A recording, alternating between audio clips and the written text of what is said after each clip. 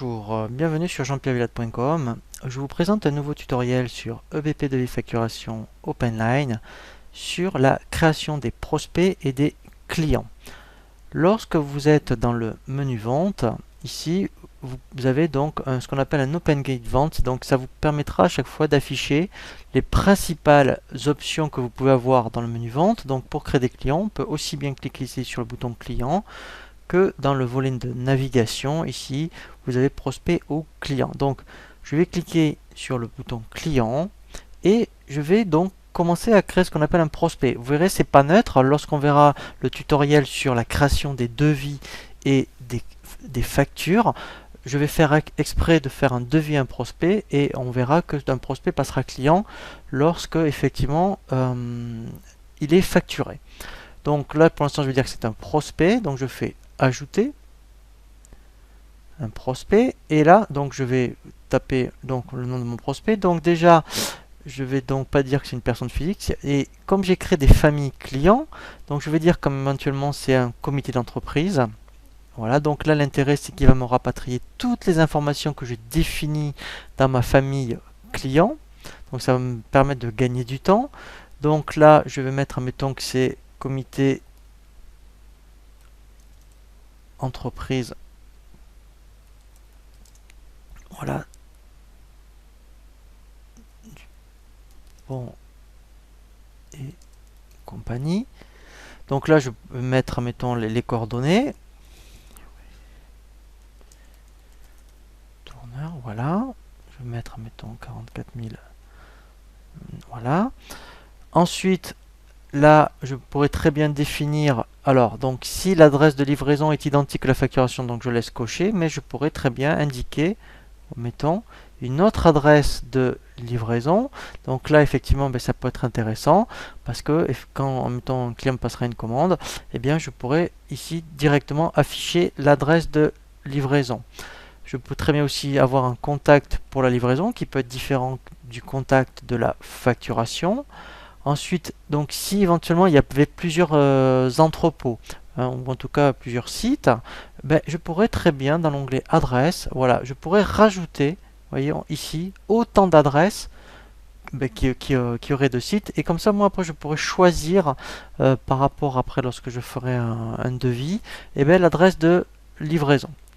Ensuite, ce qui est intéressant, c'est que dans l'onglet contact, il y a vraiment une gestion de contact. Donc là, je peux rajouter autant de contacts que je veux. Donc là je fais ajouter. Donc là effectivement dans un comité d'entreprise il peut y avoir, mettons, la secrétaire, mettons. Donc là je vais dire madame, voilà.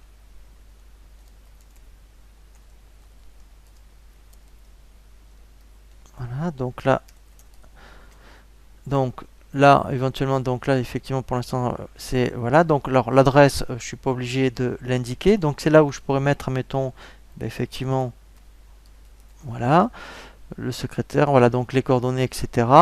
Et donc lorsque j'ai fini, donc là je fais enregistrer, voilà, et fermer. Alors effectivement, donc là je vais mettre pour l'instant, ah oui, donc là il faut que je l'affecte par rapport à, je vais laisser divers pour l'instant. Voilà, donc là si après il y avait un trésorier par exemple, je ferais ajouter et là je rajouterai après le trésorier. Donc là ce qui est intéressant c'est que je peux vraiment en rajouter, je dirais, autant que je veux. Il y a, voilà, donc ça c'est vraiment très très intéressant.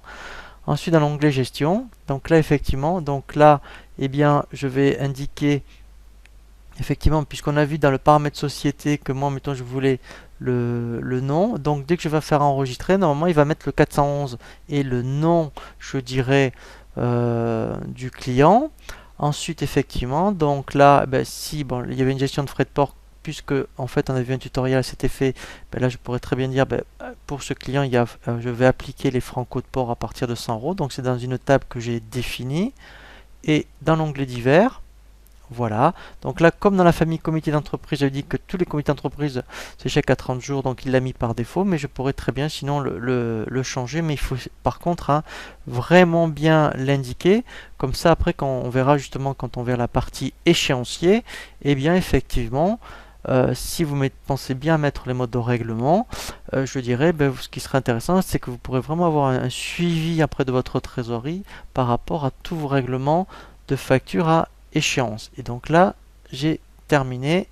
Voilà, donc là pour l'instant c'est un prospect. Donc après on verra justement. Donc alors quand on crée un client, hein, c'est vraiment le même principe, hein, la fiche se présente vraiment de la même façon. Donc moi j'ai fait vraiment exprès de créer un client, puisque après on va voir justement un tutoriel pour la création des devis et des factures, et on verra comment ça se passe quand un prospect devient client. Donc là, ici, hop, voilà, je vois bien mon prospect. Voilà.